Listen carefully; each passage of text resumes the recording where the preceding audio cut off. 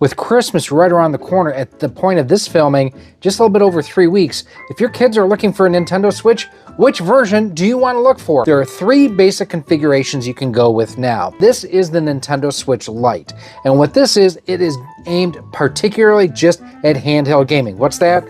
Holding in your hand and playing.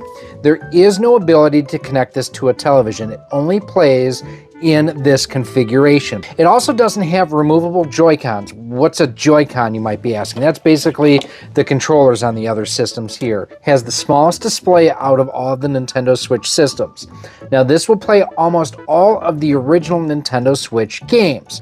Up next, this is the Nintendo Switch OLED, and what that refers to is the OLED type display on there. The Switch OLED, like I mentioned, has a larger, brighter display overall on it. This one does have the detachable controllers. It has a dedicated built-in kickstand, and this can be connected to your television. This is the most up-to-date last generation original Nintendo Switch. They did recently have a price increase on both the Switch Lite and the Switch OLED.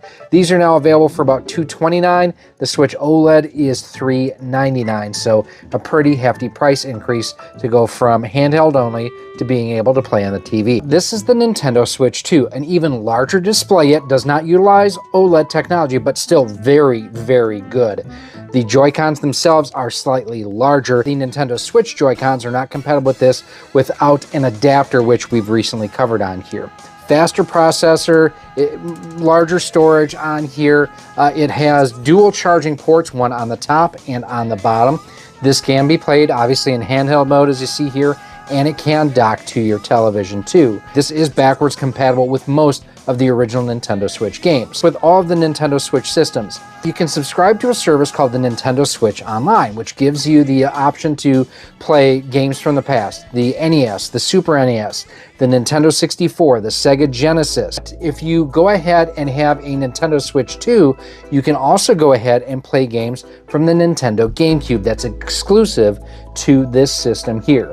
If you're looking to game on the go, you know, the Switch Lite is still really good, especially if you don't care about the latest and greatest as far as releases.